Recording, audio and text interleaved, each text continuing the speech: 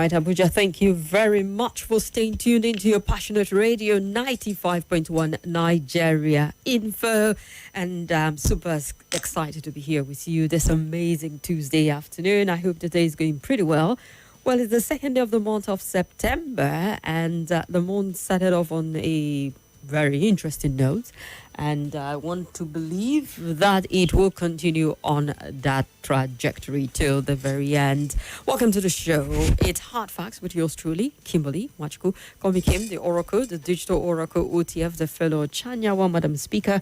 And I'll say yes to them all. And Gabriel Spector is here. Good afternoon, Abuja. Good afternoon, Kim. Yes, welcome. And we're starting the big three with our guest, Mr. Jide Ojo, development consultant, an analyst, commentator on big national issues and a whole lot more. And he joins us to look at some of the stories that got Nigerians talking today. And we can't stop talking about our foreign missions. Mr. President has been visiting quite a number of countries. And some people have said, shouldn't we have had the ambassadors? I don't know if they can fill that role, though, because some of them are so high profile. Mr. President needs to show face himself. But let's just be sure that our guest is with us. I see him, but I need to hear you. Mr. Ojo, good afternoon, sir. Hello? Okay, is it from our end or from his end? To hear our guest.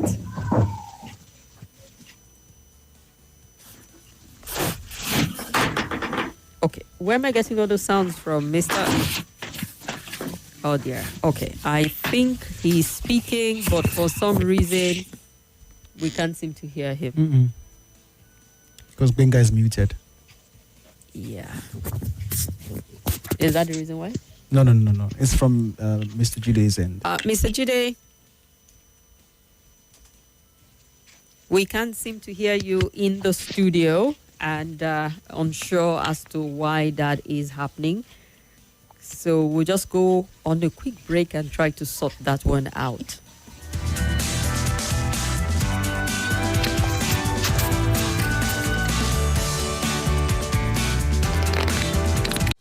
Hello, my name is Kimberly Wachku. I'm the host of Hard Facts, and I bring you the biggest stories driving conversation every weekday here on 95.1 Nigeria Info Hard Fact Show. I love to get your opinion and conjectures, but the facts you cannot dispute here on Hard Facts.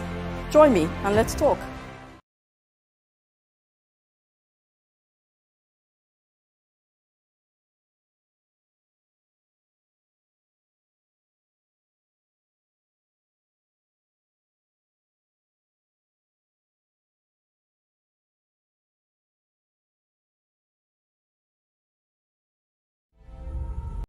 This is Nigeria Info.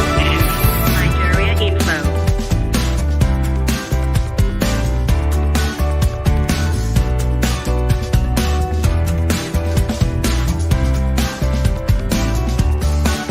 This is Nigeria Info. Nigeria Info.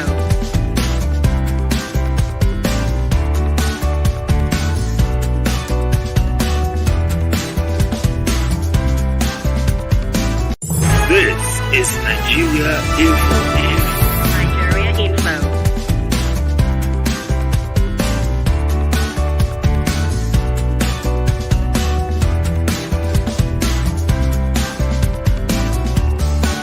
This is Hard Facts. On Nigeria Info.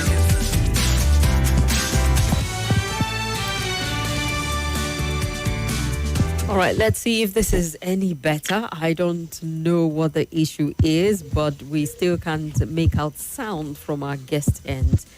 And are you thinking that perhaps this might be from our end? Because we tried it with Mr. Ozomena and the same effect. I doubt. I don't think so. All right. If Benga is listening, perhaps Benga can say hi to us. Benga, can you say hi to us? Yeah, I can hear you clearly. All right, turn off your mic, Benga. All right. So, Mr. Ojo, the challenge is coming from your end as Benga himself can hear us. So, I don't know what else we need to do at this point in time. But while we're waiting for our guest to sort out the issues from his end, we might as well just look at some of the stories that we have for today. And the federal government's budgetary constraint hampering foreign mission, and the government says there are steps underway to stabilize it. Would have loved and hoped that we can sort whatever it is out with our guest so that we can get his perspective on this particular matter. Oh dear. Okay. I think he persists. Do forgive us. We're just trying to see if we can sort it out. Well, let's. The statement contained that efforts, the budgetary constraint hampering foreign missions, is what the government is still saying. The Ministry of Foreign Affairs has acknowledged the financial and operational difficulties afflicting several Nigerian diplomatic and consular missions. In a statement signed by Kimberly, the ministry spokesperson, the ministry attributed the challenges to budgetary constraints and economic pressures at home, which has affected allocation to missions across the country. It said a shortfall, which includes delay in salary payment, unsettled service provider bill, have hampered the effective functioning of Nigerians' missions abroad. The ministry assured Nigerians at home and in the diaspora that the welfare of diplomatic staff and their families remain a top priority for President Bola Ahmed Tinubu. And the BMFA highlighted recent measures, including the approval and release of special intervention funds to ease the hardship faced by some missions and all of that. For a while now, a lot of Nigerians have been asking why. Why haven't we even assigned ambassadors and head of missions to all the embassies and missions all over the world? And we're looking at past 2 years since President Bola Ahmed Tinubu took the reign of affairs, and still nothing. Which is pretty much a challenge.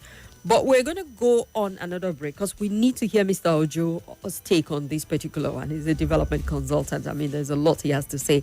And we'll find a different channel to connect with him, seeing that we're having one with this platform we're using at this moment. Mr. Jide, so you can go off that one. We'll try and connect you on a different line altogether. Let's go on a quick break.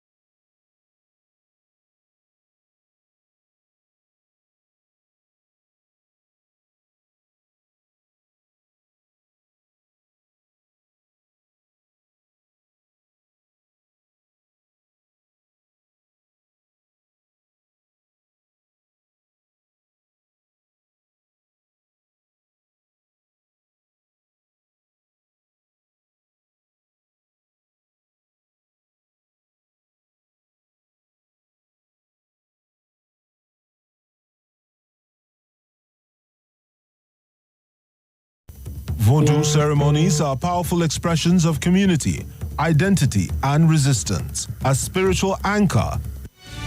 This is Hard Facts. Hard Facts. On 95. Hello, Brian. Yes, we can, Mr. Ojo. Sincere apology. I mean, I can't even explain what the issue is. We tried on 3 different ends and it didn't work. But I'm glad that somehow we have this line, and I hope that the network complies and doesn't affect our communication. So welcome to the show, sir. It's my pleasure. Thank you very much. Even though we might have to go on a very, very quick break, just a 30 seconds one, and we'll just put you on hold and go on that break and then come back and get right into our conversation.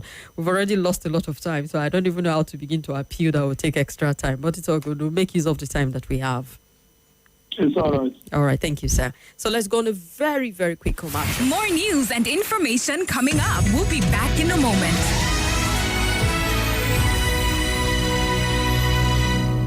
This is Nigeria Info.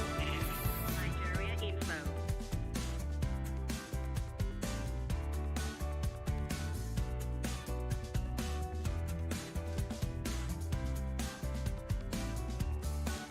This is Nigeria Info.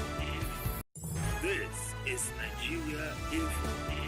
Nigeria Info.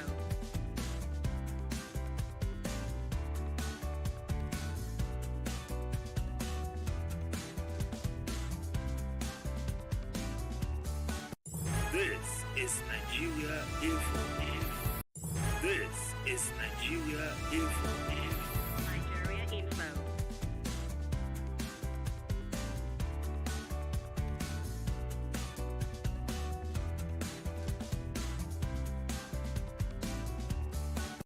This is Nigeria Info.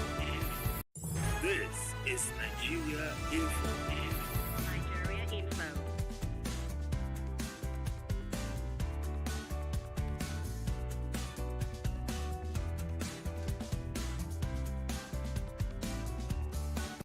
This is Nigeria Info.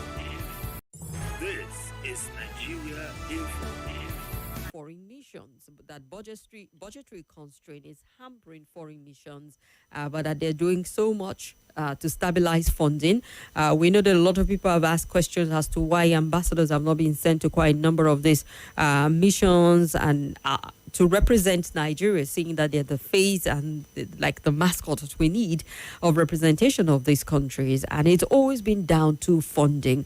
Now, wouldn't this come off as us not being very serious, given the fact that we've seen our president visit quite a number of countries, shopping for investors, looking at partnership deals, and yet we do not have perhaps like an ambassador in some of these countries where he's even been to? Tim, I think it's a shame of a nation. And President Bola Ahmed Tinubu isn't doing well on this count at all. I don't know why a country this big, with all the enormous resources, how many trillion naira budget, and how much have we borrowed, that we cannot find a fraction of that huge resources to fund our foreign missions. I read somewhere that even salaries of many of the staff have not been paid. Rent on the premises have not been paid. And they are not in a position to render consular services to Nigerians abroad. So what justifies our being a giant in Africa if smaller countries with less resources could do what Nigerians cannot do? I think in 2 years since the president recalled those ambassadors, he should have been able to find, even if it's to set up a small technical committee, to reduce the number of missions, foreign missions, to a manageable size, and ensure that they are well resourced. This is not an option at all. It rubs off negatively on us.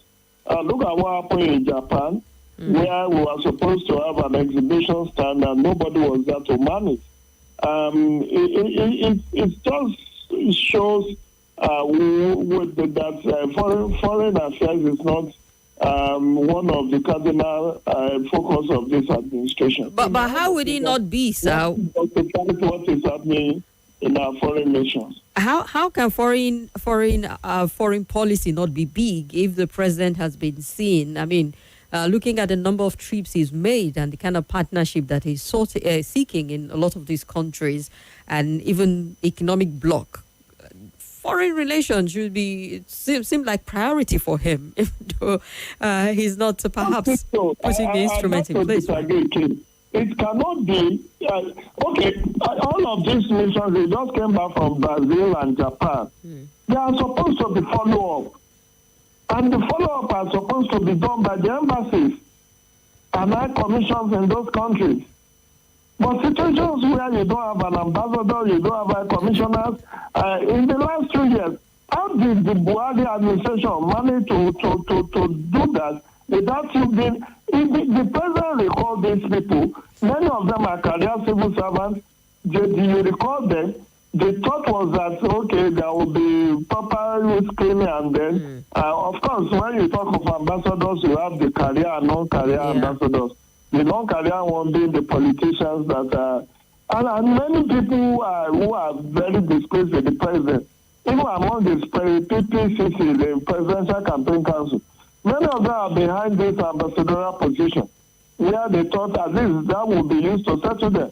Recall that, Kim, at the beginning of this year, some names were being, there was a kite being flown. That there was a compilation, and some names were mentioned. I don't want to repeat it since it happens to be fake news of sort. But what we are saying is that what is bad is bad. This administration has celebrated 2 years in office. This does not rub positively well. You cannot be governing the entire mission from Nigeria. This world, there are 197 countries across the globe, if I'm not mistaken. 197. I'm sure next month now, what is next month? This month, the president will be flying to UN General Assembly. Later this month, UNGA. Yeah. Which goes every September. Look at the UNGA team that went with him in 2023. Almost the largest contingent. And yet we are saying we don't have money to fund our embassies. Okay, we are doing roads of almost 16 trillion. Lagos Ibadan and the Lagos Calabar super highway. We are doing the Kaduna, the Sokoto to Badagry. Yeah, we are borrowing so much. In spite of the removal of subsidy, this administration price itself has haven't grown our foreign is up to $41 billion or $41 billion. That was as of last week. So what are we doing that we cannot find the resources, whether from budgetary or extra budgetary allocations, to fund our foreign missions?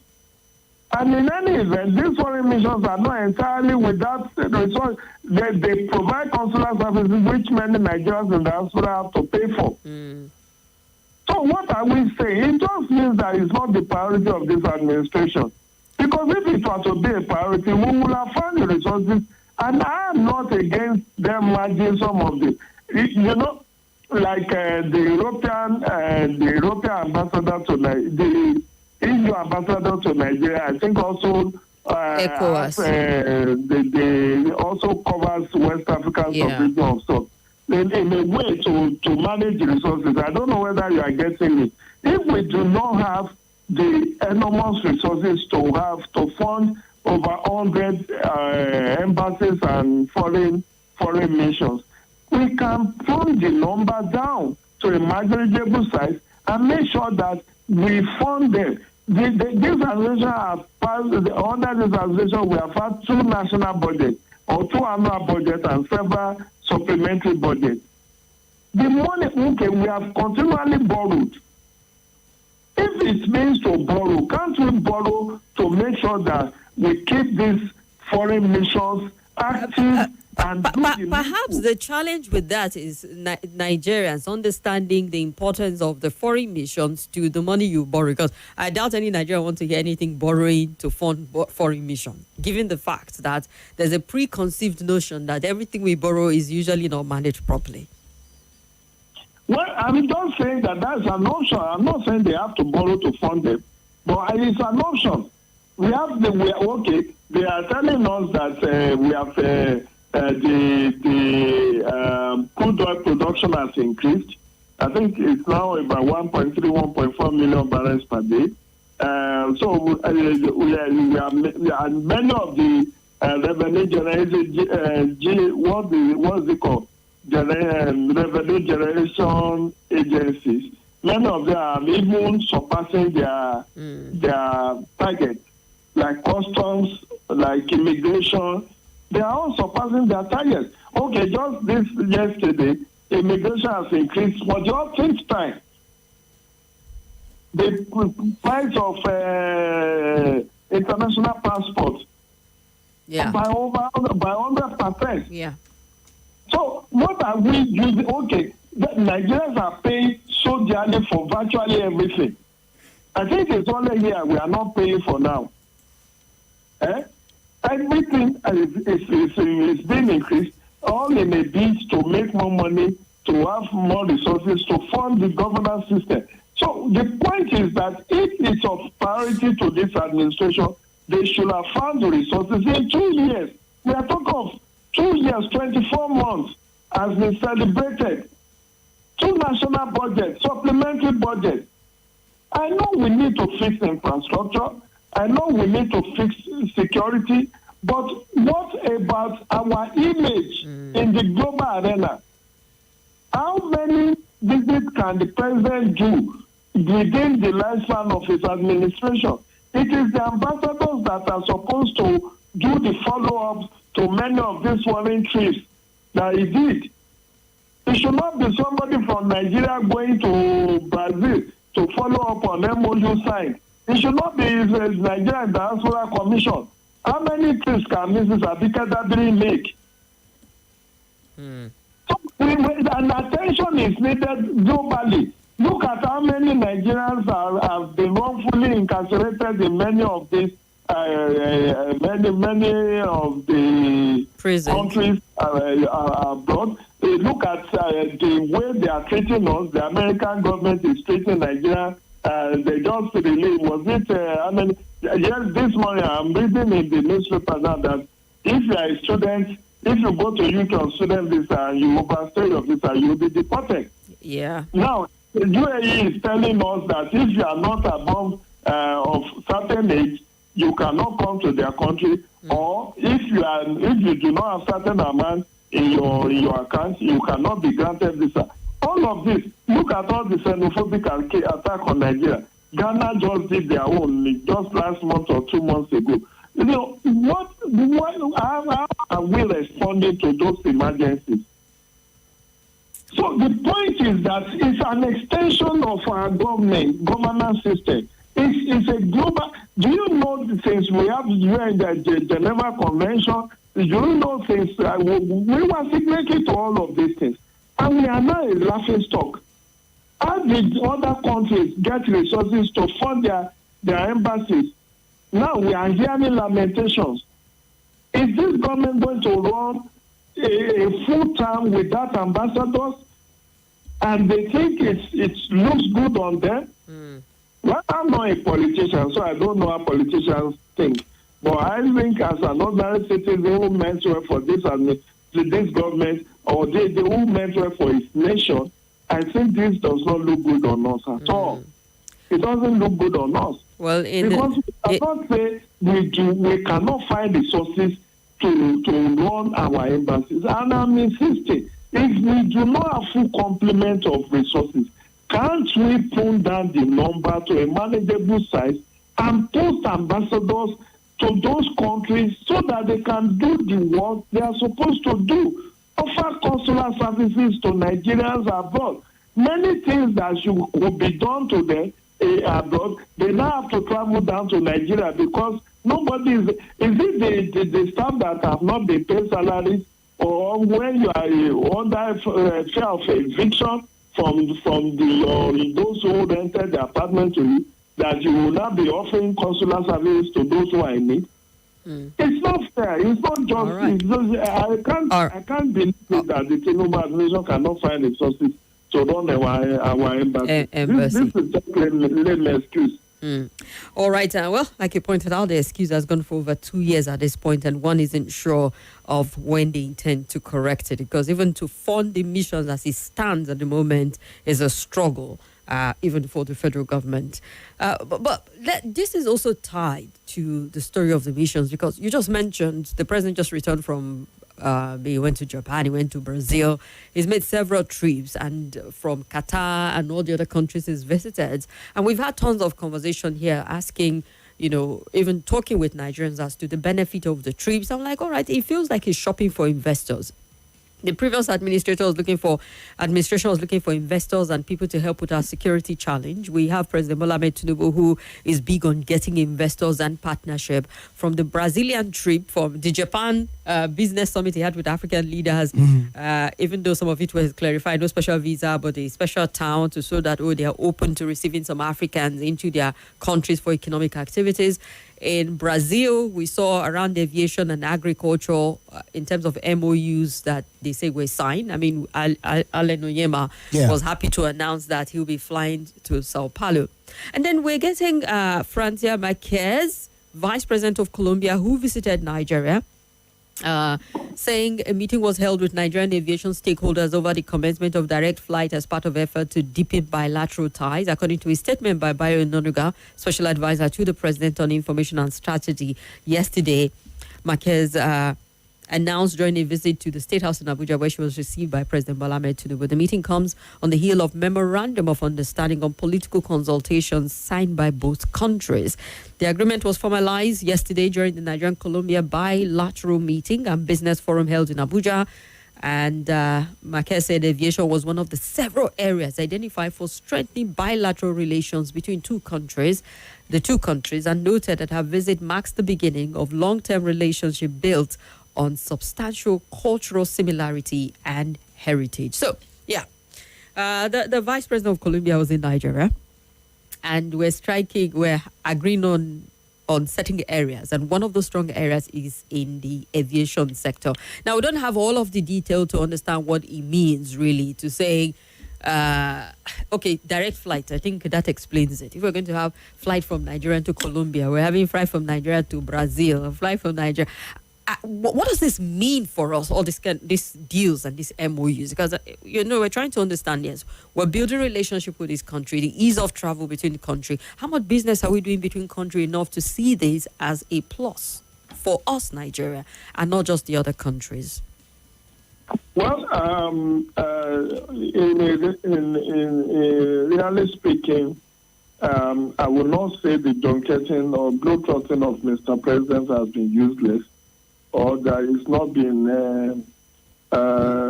it's not attracted, that it has not attracted some gains. But when you look at if you look at the aviation, how many Nigerians are frequent flyers from Nigeria to Brazil or to Sao Paulo or to Bogota or to... It's not been the easiest place to connect with, because sometimes if you don't have the U.S. visa, you don't even know how to find your way to this country, even the transit visa. So I'm not even disputing that it could be profitable for us. Maybe it will boost business, trade, investment. Of course, it may rub off, but the fraction of Nigerians that will benefit from some of these issues, I think it's more what we should be looking at is what will be more beneficial for majority, not just a fraction. Yes, for those who I know that Nigeria has a significant population of its citizens in Brazil, either studying in the Brazilian universities or doing business of sort.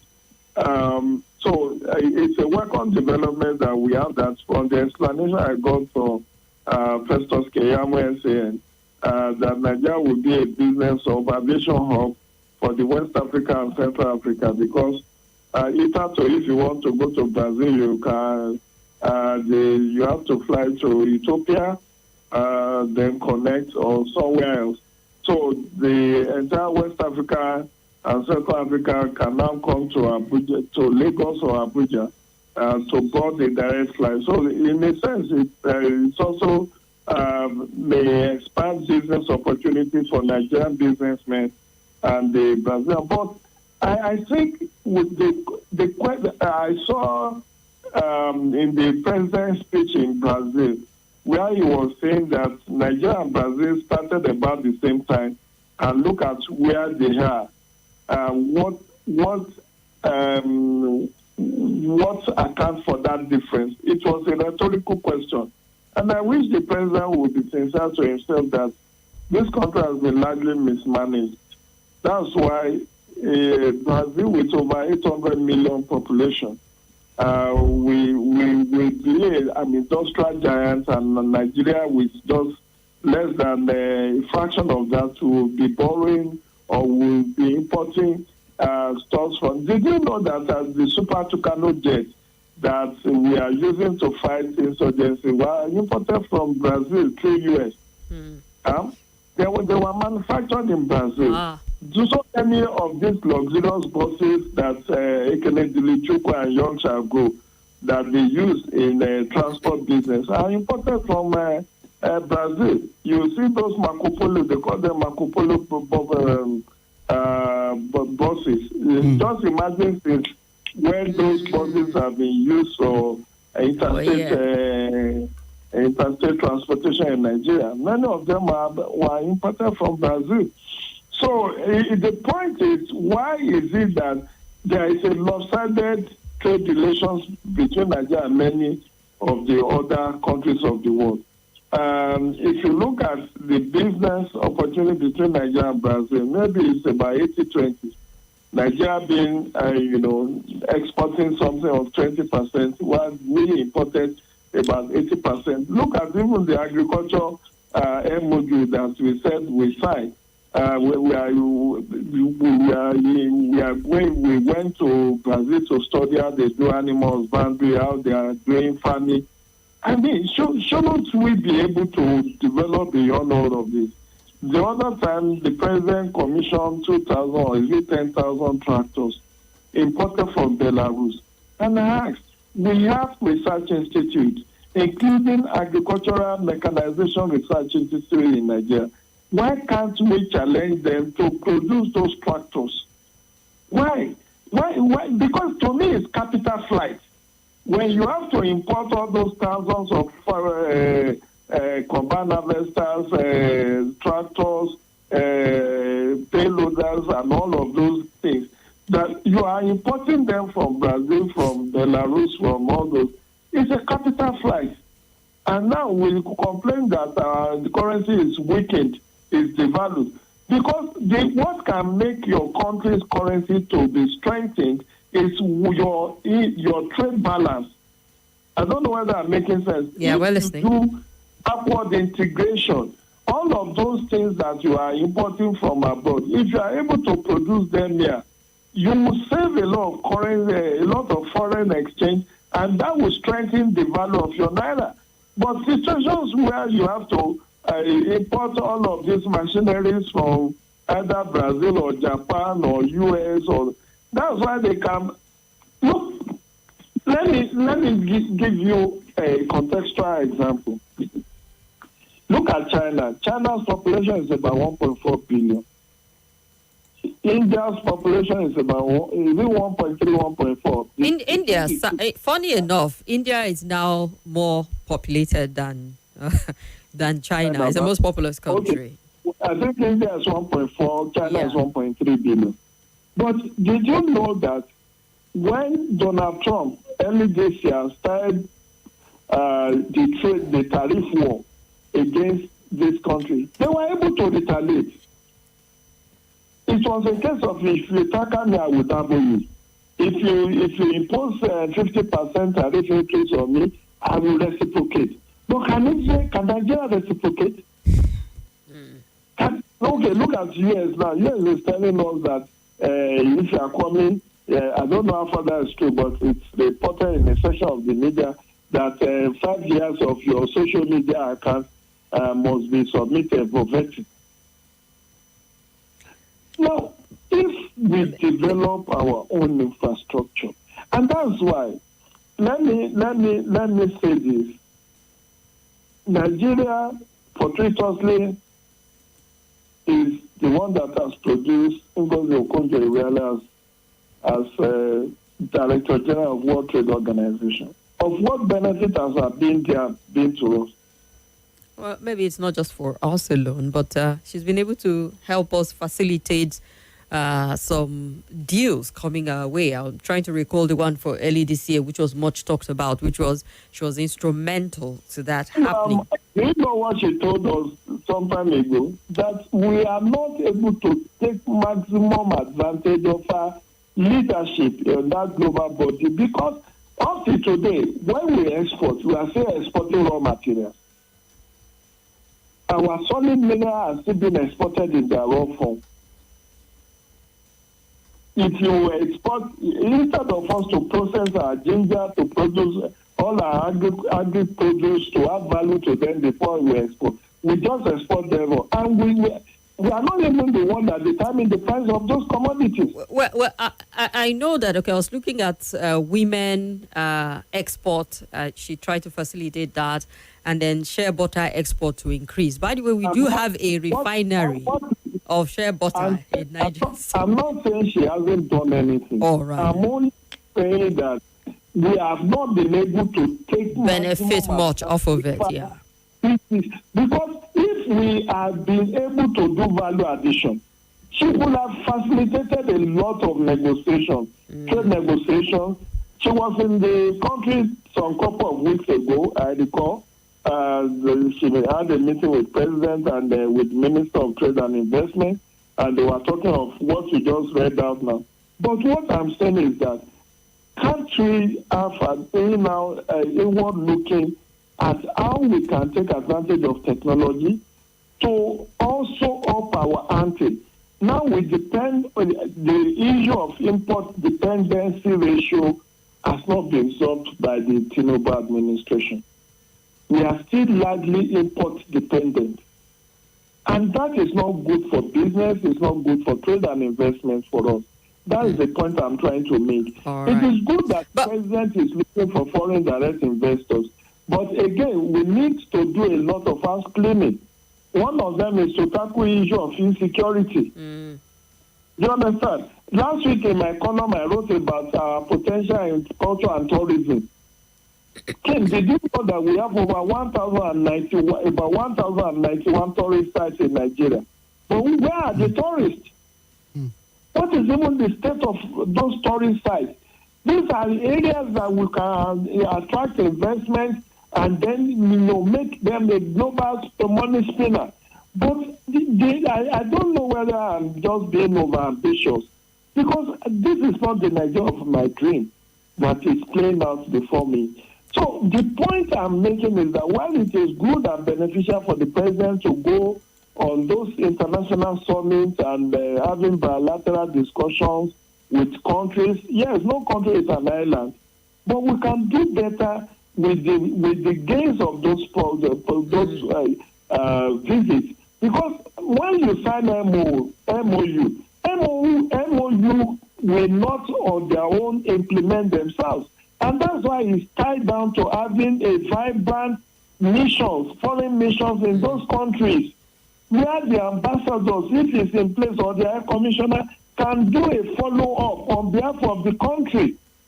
I don't know whether I'm making sense. It's not every time you want to meet, you have to go to Brazil to follow up on the MOU, paying huge obstacles. There are officials, Nigerian officials, who could be able to do those follow-up in those countries if the missions are in place. All right. If the missions are well catered and well resourced. at this point, one isn't sure why the government is really slow, dragging its feet, because President Bola Ahmed Tinubu's administration is not one that you can naturally call a slow one. He's acted on certain things, but this one is painfully slow. If it was President Buhari, God rest his soul, would say, okay, signature move, but slow in setting this up is a little strange, given his interest at this point in time. And then looking at Brazil, while you were speaking, sir, I was looking at the record from the Observatory of Economic Complexity, looking at how we've been doing business with Colombia, I beg your pardon. We seem to be on the even march, even exporting more from Nigeria to Colombia in recent time. In 2023, crude oil is the chunk of what we export to Colombia, and then fertilizer and flute gas. And then from Colombia to Nigeria, even though we see tanned bovine hides, bovine hides is not shaki, bovine. What's bovine? Hides. Yeah. It's cow skin, confectionery, sugar, and baked goods. So it feels like Colombia is struggling with itself because not much of it is coming up. Maybe, just maybe, it might be an opportunity with the MOU, if we get all of the details, to do something more with this country and they with us also. I just hope that we're not at a disadvantage at the end of the day. Well, Colombia is not a world power. You can't expect to be in the same status as Brazil. Yeah. Brazil is among the BRICS. Do you know that? Yes. Brazil is among the BRICS the founding members. That Nigeria just got an observer status with, was it last year or early this year? Early this year. Where, you know, when you say BRICS, you are talking of Brazil, India, Russia, China, and South Africa. Yeah. And those are the BRICS countries. And they are economic world powers. They are, in fact, you know, they are among, many of them in that team are among the top 20 economies in the world. So if we are at an advantage, trade advantage with Colombia, that's understandable. We have what they don't have, which is petroleum, which we export. But is it not a shame of a nation, King, that 65 years into this independence, we cannot refine our products internally, and save for the coming of Dangote 2 years ago, we are still importing refined petroleum products. Is it not? Even up to 2025, we are still importing. So what is wrong with us? Can't we use can't we take that? Okay, we have so many universities of technology, University of Science and Technology, University of Agriculture. What are they doing? What are they producing? We have many parastatals agencies under different ministries doing so many things. Last week when I was weighing it, as I was researching into the creative economy sector, I realized that under the Ministry of Arts, Culture and Creative Economy, there are 10 parastatals, 10 agencies under that ministry alone. 10. But are they well resourced to do the needful, to do the research, innovation? That is what can make us to break free and make us to be competitive. We are not doing enough innovation, King. We are lagging behind in technology, in innovation. And that is where China and India and Brazil have left us. In fact, I would say that South Africa is even better than us. Because, okay, look at the electricity generation in Nigeria today. We are still celebrating about 6,000 megawatts of electricity. But South Africa is producing over 40,000 megawatts of electricity from multiple sources. So, and that means in South Africa, you will not need to buy electricity generator. But in Nigeria, the electricity generator sellers are still smiling to banks, because even for those of us, they forcefully put on Band-Aid, and we really enjoy as many hours as we are supposed to. But the point is that let's even look at the global picture. Can't we do better? I'm not against the president recruiting, the president trying to woo foreign investors, but what are we doing to encourage backward integration and win us off this import dependency, because this country is losing so much from importation. Importation. We are importing food. We are importing drugs. We are importing almost everything. And that is not healthy for us. And All right. Instead of signing MOU to do this trade and investment, can't we sign the MOU to say, come and establish those industries in this country? We have industrial hubs, industrial parks, innovation hubs. Can't we encourage that, okay, bring the money, set up your businesses here, we'll give you moratorium, you will have some 5 years tax holiday, encourage them to come. But what we are seeing is divestment of those who have already come into this country. One of the telecommunication companies just sold off the other early this year. Yeah. I don't know. I don't want to mention it. You know, in the oil and gas, we have seen a lot of divestments too. So where do we go from here? All right. This country is better. We hope so, Mr. Jide Ojo. We need to go on a break for the news. We started off the program a little late due to the technical glitch we experienced from the start. And I don't know if we can take your time, say 10 more minutes after the news. Will your schedule permit for that so that we'll call you back? We'll just look at the last story. Is that okay, sir? That's okay. All right, so we'll call you about 3 or 4 minutes after the news, after 4, that is. Let's join Dorcas for the news at the top of the hour. Stay with us. Our guest has been Mr. Jide Ojo. This is Nigeria Info.